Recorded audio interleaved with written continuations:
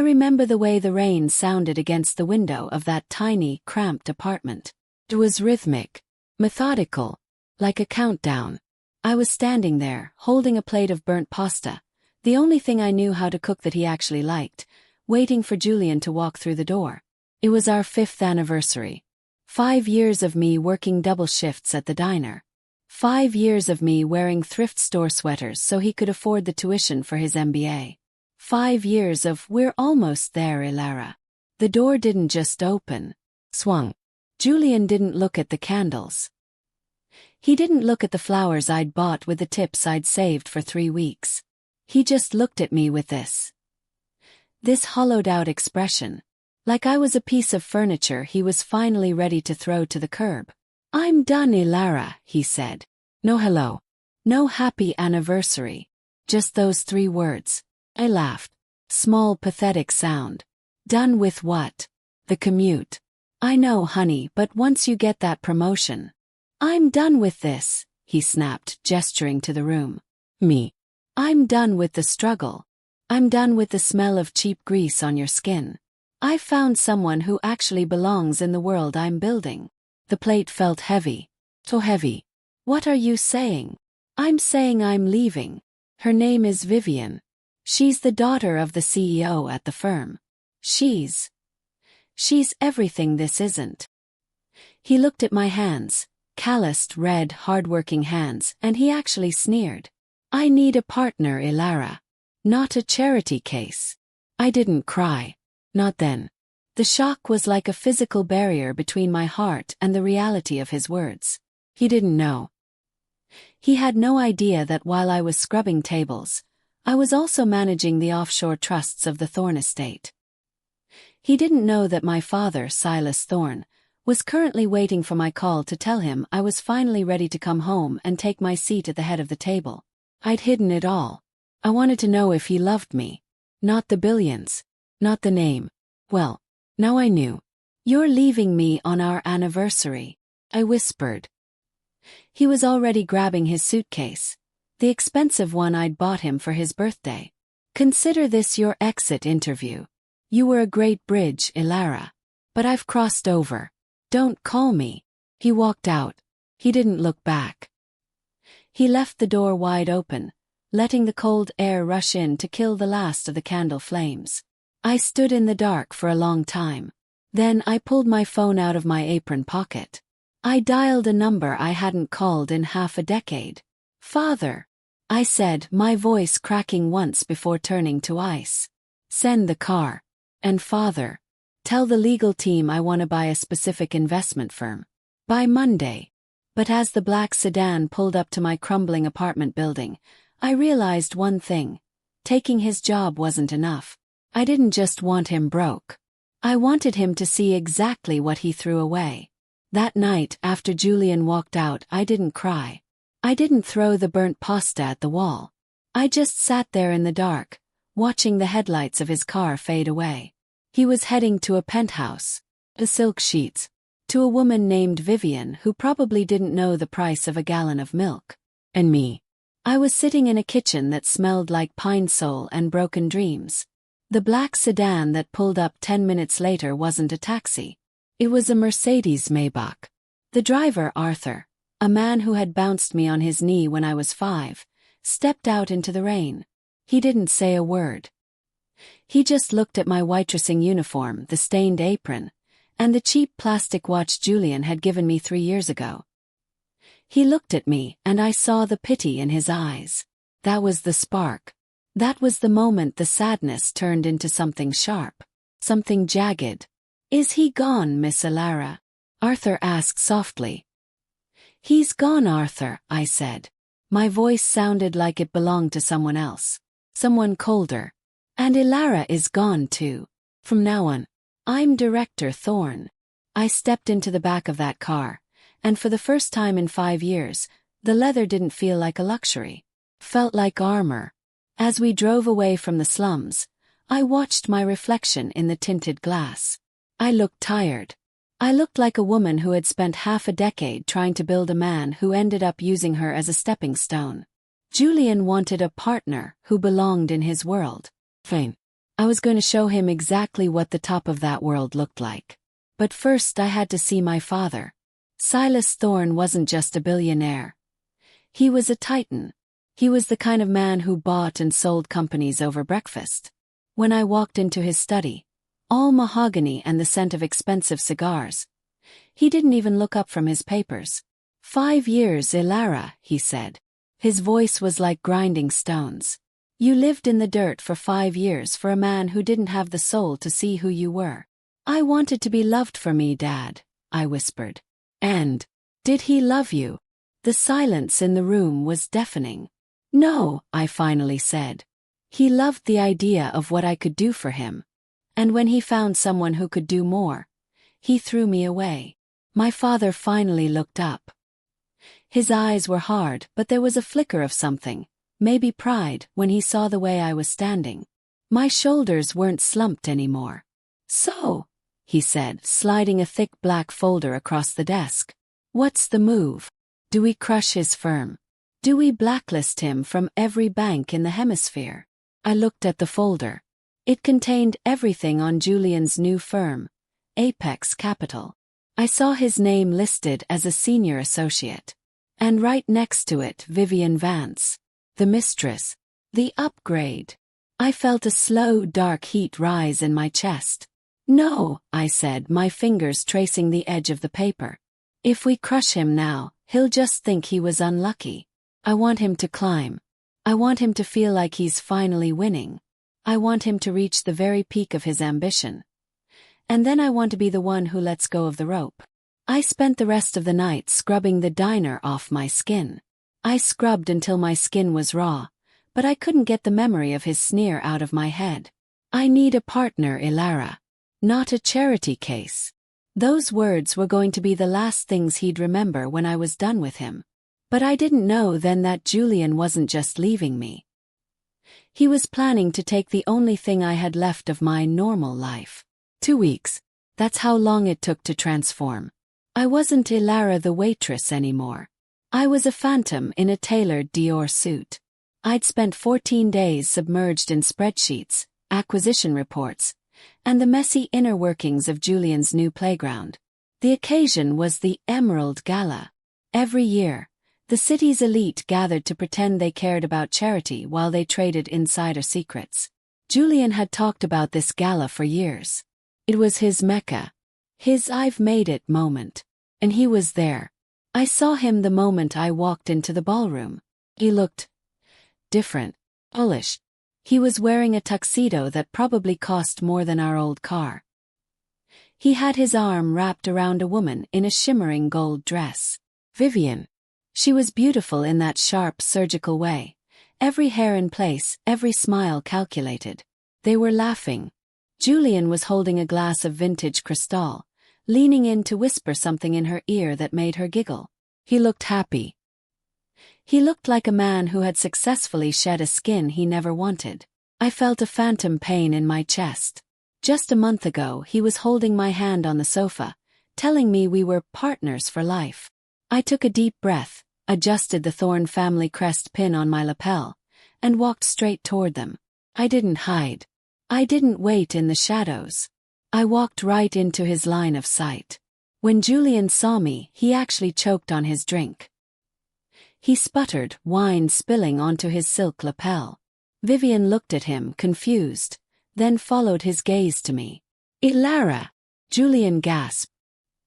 He looked me up and down, his eyes wide with a mix of shock and, was that disgust? What the hell are you doing here? How did you even get past the security? This isn't a soup kitchen. I didn't flinch. I let a small, cold smile touch my lips. The guest list was surprisingly open, Julian. Or maybe they just recognize a thorn when they see one. He laughed. It was a harsh, ugly sound. He turned to Vivienne. Honey, I am so sorry. This is my ex. She's clearly having some sort of breakdown. She must have spent her entire life savings on that dress just to try and embarrass me. Vivienne looked at me with a smirk that made my blood boil. Oh, darling. So this is the little waitress. You were right, Julian. She does look a bit desperate. She reached out, her manicured nails glinting, and flicked a stray hair off my shoulder. Listen, honey. We're about to announce a massive merger. There are photographers everywhere. If you leave now, I won't have the guards drag you out. Consider it a mercy. Julian leaned in close, his voice a low hiss. Go home, Elara. You're making a fool of yourself. You don't belong here. You're a footnote in my story, and I've already turned the page. I looked him dead in the eye. I didn't say a word about the billions. I didn't tell him that my father was the one funding the very merger they were so excited about. You're right, Julian, I said, my voice steady as a heartbeat. A lot is going to change tonight. I just hope you're as good at landing as you are at climbing. As I walked away, I felt their laughter behind me. It was a sharp, biting sound. But then the lights dimmed. The MC took the stage. Ladies and gentlemen, the voice boomed. Please welcome the woman who just acquired a majority stake in Apex Capital. Our new chairwoman, Silas Thorne. The room went silent. I felt Julian's eyes on my back, and this time they weren't filled with laughter. They were filled with the first taste of terror. But the merger was just the beginning. I wasn't just his boss. I was about to become his worst nightmare. Have you ever seen the exact second someone's world shatters? It's not a loud bang. It's a quiet, high-pitched whistle, the sound of all the air leaving their lungs. I stood on that stage under the spotlight, the silk of my Dior suit feeling like cold liquid against my skin. The applause was polite, the kind of rhythmic clapping you only hear in rooms filled with people who have more money than souls. But I wasn't looking at the crowd. I was looking at Julian. His face. God, it was a masterpiece of terror. His jaw didn't just drop. It hung limp. His skin went from that expensive post-vacation tan to the color of wet sidewalk. Beside him, Vivienne's hand froze on her champagne glass. Her smirk didn't just fade, it curdled. I didn't say a word. I just caught Julian's eyes and held them. I wanted him to feel the weight of every floor I'd scrubbed. I wanted him to feel the sting of every no he'd ever given me when I asked for a night out that didn't involve a coupon. Thank you, I said into the microphone. My voice didn't shake. It was steady. It was the voice of a woman who owned the oxygen in the room. I look forward to restructuring Apex Capital, starting tomorrow morning, bright and early. I stepped off the stage, and the sea of tuxedos parted for me like I was the Red Sea. I was halfway to the exit when I heard the frantic scuff of dress shoes behind me. Elara! Elara, wait. I didn't stop. I kept walking toward the waiting Maybach. Elara, stop. Julian's hand grabbed my elbow. I spun around so fast he nearly tripped. I looked down at his hand on my sleeve like it was a cockroach. He let go as if he'd been burned. What is this? He hissed, his eyes darting around to see if anyone was watching. What kind of sick game are you playing? A Thorne. You're a waitress from the South Side, Elara. You can't just buy a firm. Where did you get that money? Who did you sleep with to get on that stage? I felt a flash of heat in my throat. Even now, even with the evidence standing in front of him in a multi-million-dollar ballroom, he couldn't imagine me being more than what he'd assigned me to be. I didn't sleep with anyone, Julian, I said, my voice dropping to a whisper that cut deeper than a scream. I just went back to the family you told me I'd never be good enough for. My father is Silas Thorne. Does that name ring a bell? Or were you too busy memorizing Vivienne's trust fund balance to notice whose shadow you were standing in for 5 years? He staggered back. Literally staggered.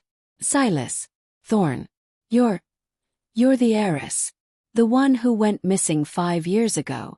I didn't go missing, Julian. I went looking for something real. I thought I found it in you. I stepped closer, so close I could smell the expensive gin on his breath. But you're not real. You're just a collection of borrowed suits and stolen ambitions. And tomorrow, I'm calling in the debt. Got into the car. As Arthur pulled away, I looked out the back window. Julian was standing on the curb, the rain starting to fall again, soaking his perfect tuxedo. He looked small, But as I closed my eyes, a thought crept in. This was too easy. Julian was a social climber, but Vivienne came from old money. And old money doesn't like to lose. I thought I'd won the first round. I didn't realize that Julian had already moved his things out of our apartment. And he hadn't just taken his clothes. He had taken the one thing I actually cared about. I didn't go back to the apartment that night. Couldn't. Felt like a crime scene.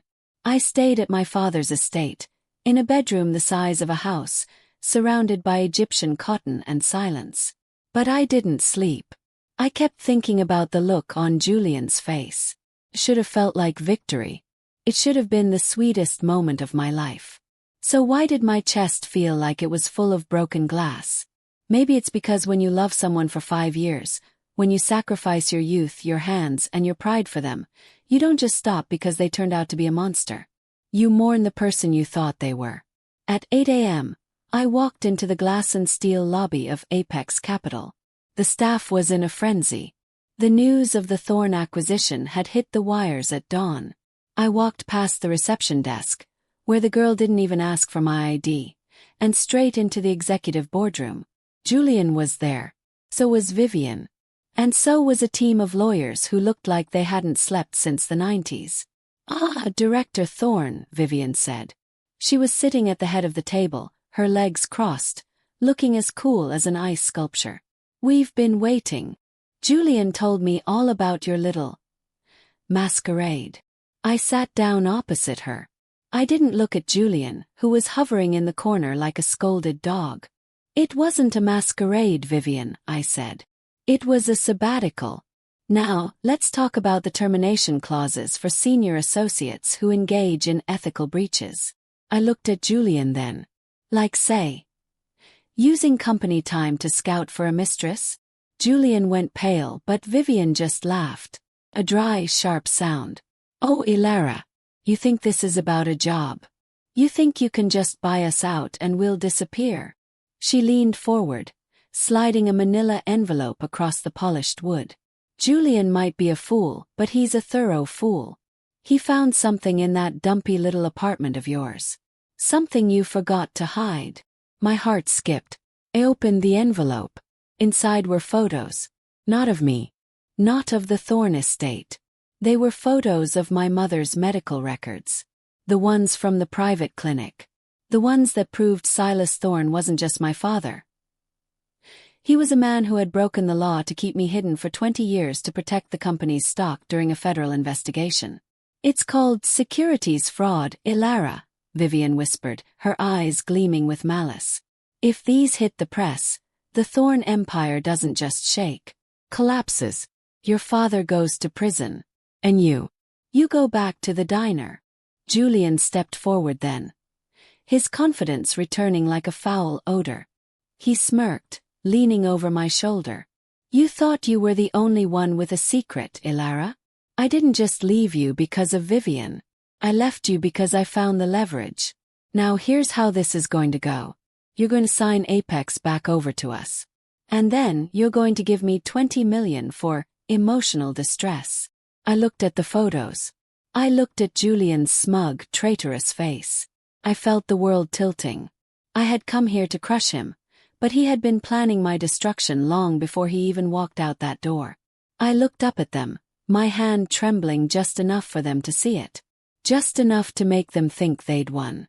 "You really think you can blackmail a Thorne?" I asked, my voice barely a whisper. "I don't think," Julian grinned, reaching for a pen. "I know. Sign the papers, Elara. Or I call the DA right now." Picked up the pen. My heart was thudding against my ribs like a trapped bird. I looked at the line where I was supposed to sign away my father's legacy. But then, I remembered something my father told me when I was 10 years old. Never play a game where you don't already know where the exits are. I looked Julian in the eye and did the one thing he didn't expect. I ripped the medical records in half. "Call them," I said. But as I walked toward the phone on the desk, I realized I wasn't just gambling with my father's freedom. I was gambling with a secret even darker than the one they held in their hands. The sound of paper tearing is surprisingly loud when a room is holding its breath. Whip. Julian's smirk didn't just vanish. It curdled. He looked at the shredded medical records on the mahogany table as if I'd just set $1 million on fire. Maybe to him I had. "You're insane," he whispered. His voice was thin, reedy, the sound of a man who realized the ground beneath him wasn't as solid as he thought. "Those were your father's secrets, Elara. That was his life, his freedom. You just signed his death warrant." I didn't look at the paper. I looked at him. I leaned back in the executive chair, the one that felt like it was made for my spine, and I let out a slow, deliberate breath. "You've spent 5 years looking at me, Julian," I said, my voice dropping to a terrifyingly calm register. "But you never actually saw me. Did you really think my father, a man who built an empire out of nothing but grit and steel, would leave his most damaging secrets in a kitchen junk drawer in a 2-room apartment?" Vivienne narrowed her eyes, her hand tightening around her designer clutch. "He's a man, Elara. Men are sloppy, especially when they're old and think they're untouchable." I laughed. It wasn't a happy sound. It was the sound of a predator watching its prey walk into a snare. "My father is many things, Vivienne. Sloppy isn't one of them." I stood up and walked toward the floor-to-ceiling window, looking out at the city skyline. "Those records you found, the ones about the federal investigation and the securities fraud?" I turned back to them, a sharp, jagged smile on my face. "Those were the decoy files. My father planted those 3 years ago specifically to catch the rats in the walls. He knew eventually someone would try to climb the Thorne ladder by stealing them. He just didn't expect it to be the man his daughter was making dinner for every night." Julian's face went gray. "Decoy? No. No, the signatures were real. The clinic stamp. The clinic is owned by a Thorne subsidiary, you idiot," I snapped. The raw version of me was coming out now, the girl from the South Side who knew how to hit where it hurt. "The moment you opened that drawer, a silent alarm went off. The moment you photographed those papers, your GPS coordinates were logged. You didn't find a secret, Julian. You found a GPS tracker disguised as a scandal." Vivienne stood up, her composure finally cracking. "He's lying, Julian. She's bluffing. Call the DA. Call them now." I gestured to the phone on the desk. "Go ahead. Call them. Tell them you have evidence of a crime that never happened, based on documents you stole during a private domestic partnership. I'm sure the authorities will love to hear how a senior associate at Apex Capital is moonlighting as a corporate spy." Julian reached for the phone, his hand shaking so violently he knocked over a pen holder. He stared at the keypad. He looked at Vivienne. Then he looked at me. He didn't dial. He knew. Deep down in that hollow space where his soul should have been. He knew he'd been outplayed by the woman he thought was just a waitress. "Now," I said, walking back to the table and leaning over him until he could see the cold fire in my eyes. "Since we've established that your leverage is worth less than the paper it's printed on, let's talk about my terms. Because I'm not just firing you, Julian. I'm erasing you." But as I watched him crumble, I saw Vivienne slide her phone back into her pocket. She wasn't looking at the papers. She was looking at me with a look of pure, unadulterated hatred. "You think you're the only one with a father, Elara," she hissed. And that's when I realized. The real war hadn't even started. There's a specific kind of silence that happens right before a storm breaks. It's heavy. Tastes like ozone and iron. Vivienne didn't storm out. She didn't scream. She just stood there, smoothed her gold dress, and looked at me like I was a bug she'd decided to crush later. "Julian is a romantic," she said, her voice dripping with a newfound venom. "He thought he could handle this with a little blackmail. He's soft. He still has feelings for you, somewhere deep down in that pathetic heart of his." Julian looked up, startled, but she ignored him. "But me." Vivienne stepped closer, her heels clicking like a death march on the marble floor. "I don't care about your family's secrets, Elara. Care about market share. And while you were busy playing Queen of the Boardroom today, my father, C.O. Vance, was finalizing a hostile takeover of the Thorne shipping docks. My heart stopped. Docks. That was the lifeline of our empire. If the Vivienne took the docks, the Thorne exports would freeze. We'd lose billions in a week. You're lying, I said, though my gut was already screaming that she wasn't. Check your phone, director, she sneered. The news just broke. Your father is currently in an emergency meeting trying to save the company's neck. Which means he's distracted. He's not looking at you. And he's definitely not looking at what I'm about to do to your reputation. She turned to Julian, who was still looking pathetic on the sidelines. Get up, Julian. We're leaving. Let her have this empty office. By tomorrow, the Thorne name will be synonymous with bankruptcy. They walked out. The heavy double doors slammed shut, the sound echoing through the empty room. I was alone. I slumped into the chair. My phone started vibrating in my pocket. It was Arthur. Then my father's assistant. Then a dozen notifications from financial news apps. Breaking. Vance Group launches aggressive bid for Thorne Maritime. I felt a wave of nausea. I had been so focused on Julian, on my petty personal revenge, that I had left the gates open for the real wolves. I had used my father's resources to settle a score with an ex-boyfriend, and in doing so, I'd put everything he built at risk. I thought about the 5 years I'd spent away. The reason I left in the first place wasn't just to find true love. It was because I hated this. I hated the backstabbing. I hated the way people were just numbers on a ledger. But as I looked at the shredded papers on the floor, I realized I couldn't go back to the diner. I couldn't go back to being the girl who just let things happen to her. If Vivienne wanted a war of empires, I'd give her one. But I wasn't going to play by her rules.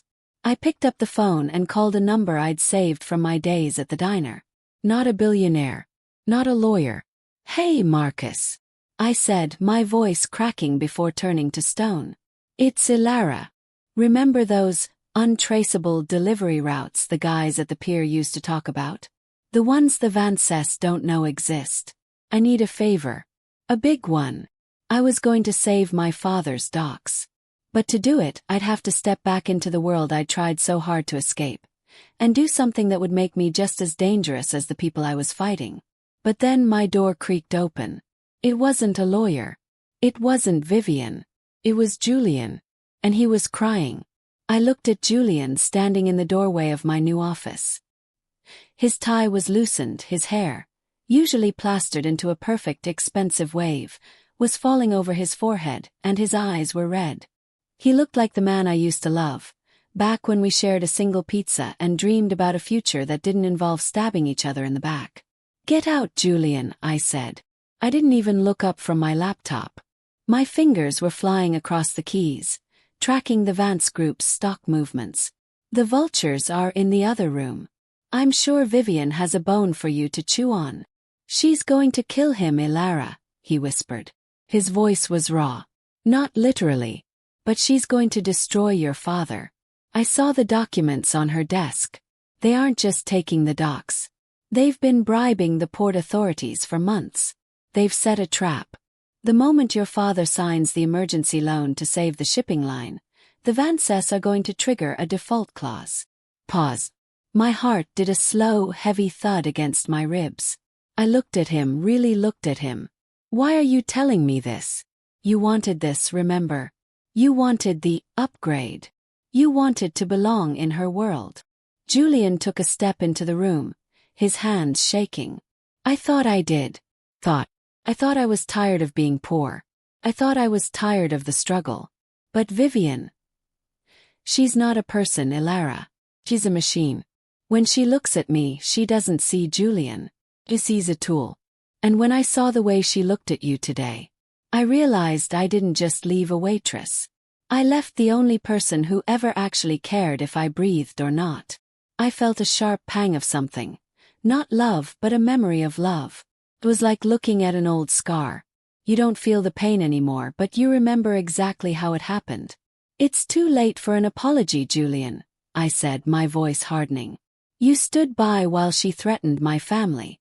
You tried to blackmail me with fake records. I know, he yelled, the sound echoing off the glass walls. I'm a coward.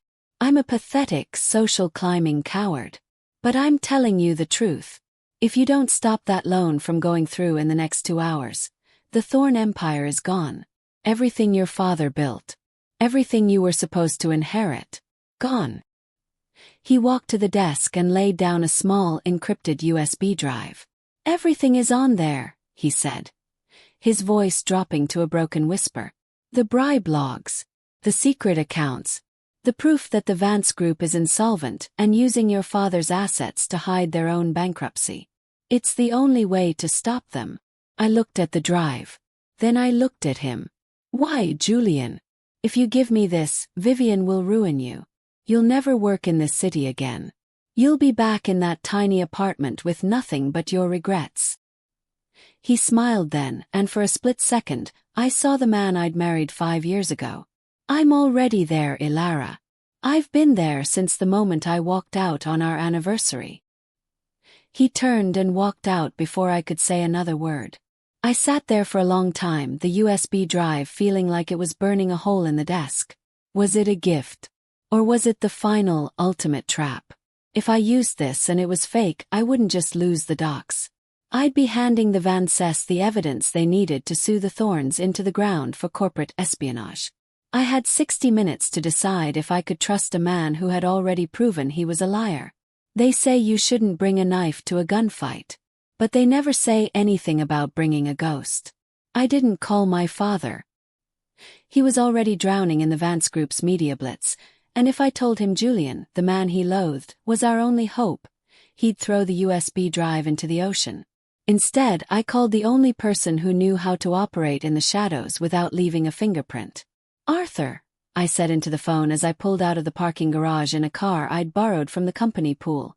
Nothing flashy, nothing that screamed Thorne. I need you to meet me at the old diner. The one where I used to work. And Arthur, bring the cleaners. 10 minutes later, I was sitting in a booth at the back of the Silver Spoon. The air smelled like burnt coffee and old grease, and for a second it felt like home. Felt safe. Arthur sat across from me, looking out of place in his tuxedo. Behind him stood 2 men in plain gray hoodies. These weren't bodyguards. They were digital ghosts.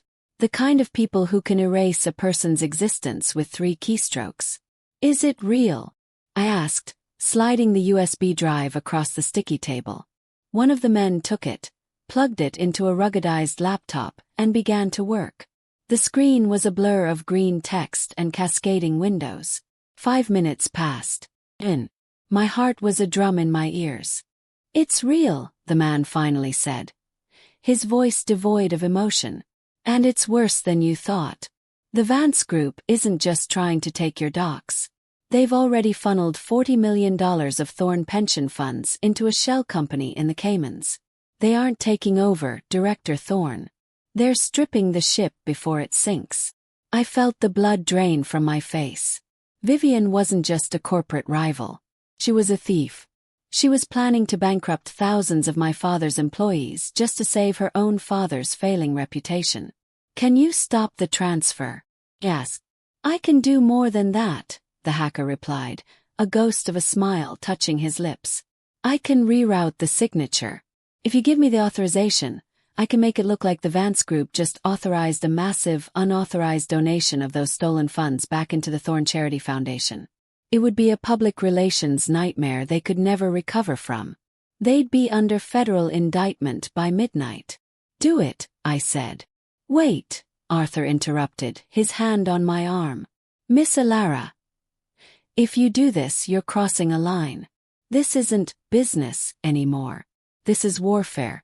Once you hit that button, there's no going back to the way things were. You won't just be the heiress.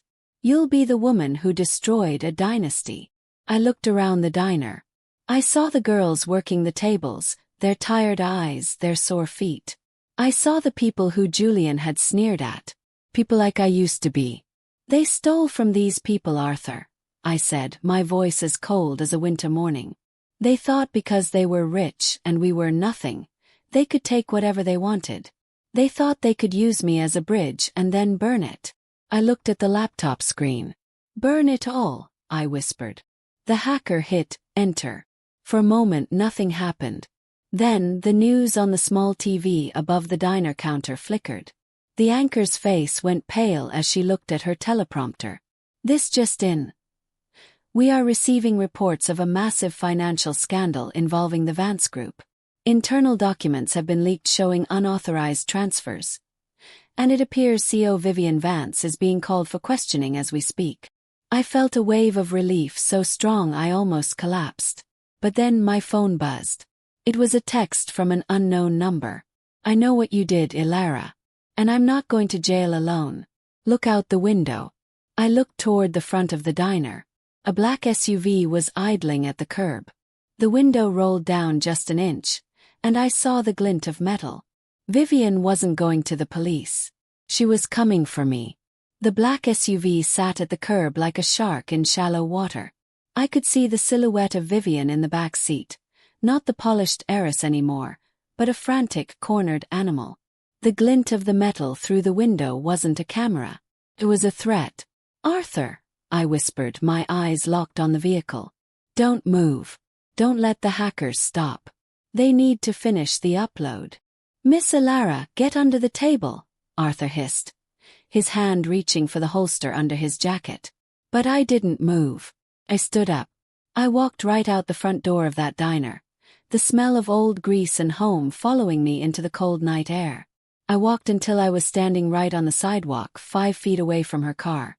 The window rolled down all the way. Vivienne's face was a mask of smeared makeup and pure, unadulterated rage. She held a small, sleek pistol, her hand shaking. You ruined it, she spat, her voice cracking. My father is being arrested. My name is being dragged through the mud on every news cycle. You're just a waitress, Elara. You were supposed to stay in the dirt where you belong. I looked at the gun. Then I looked at her. I felt a strange, chilling sense of pity. That's the difference between us, Vivienne, I said, my voice steady, carrying over the sound of the rain. I know how to live in the dirt. I know how to survive it. I know how to build something out of nothing. But you, without your father's money and your stolen secrets, you're nothing but a ghost in a gold dress. I'll kill you, she whimpered, her finger tightening on the trigger. If I'm going down, I'm taking the Thorne heiress with me. Then do it, I said, stepping closer. But look behind you first. The blue and red lights hit the wet pavement a second later. 4 police cruisers screamed around the corner, boxing her in.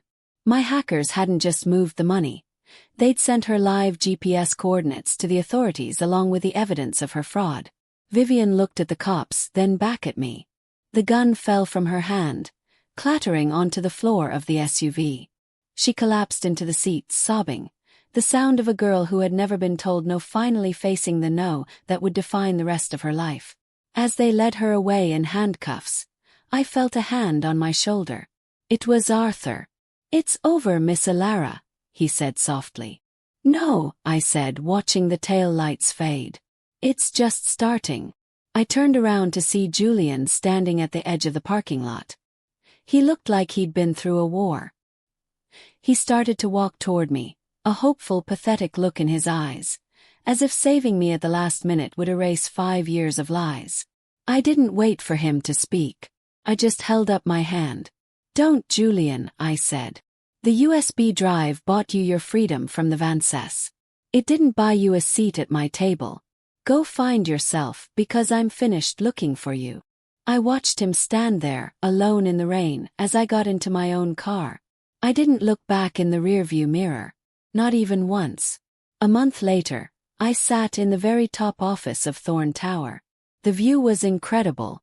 You could see the whole city, the skyscrapers, the docks, and way off in the distance, the tiny flickering lights of the neighborhood where I'd spent 5 years waiting for a man to love me. My father sat across from me. He looked older, but there was a light in his eyes I hadn't seen since I was a child. He pushed a document across the desk. It was the official transfer of power. I wasn't just a director anymore. I was the CEO. You did it your way, Elara, he said. You didn't just save the company. You saved our soul. I just stopped pretending, Dad, I replied. I'd used a portion of the recovered funds to turn that old diner and the surrounding blocks into a community land trust. The people who worked there now owned their homes. They had health care. They had the dignity Julian tried to tell me didn't exist for people like us. I thought back to that night on our anniversary. The burnt pasta, cold rain, the feeling of being dumped for a rich mistress. At the time I thought it was the end of the world. I thought I was losing my future. I didn't realize that Julian wasn't taking my future away. He was just getting out of the way so I could finally walk into it. Sometimes life has to strip you down to nothing so you can see exactly what you're made of. It has to take away the person you thought you needed so you can find the person you were always meant to be. I stood up and walked to the window. My reflection was clear now. No more grease stains. No more tired eyes. Just a woman who knew her worth. Not in billions, but in the strength it took to stand back up. I'm Elara Thorne. And I don't need anyone to build a world for me. I own the one I'm standing on.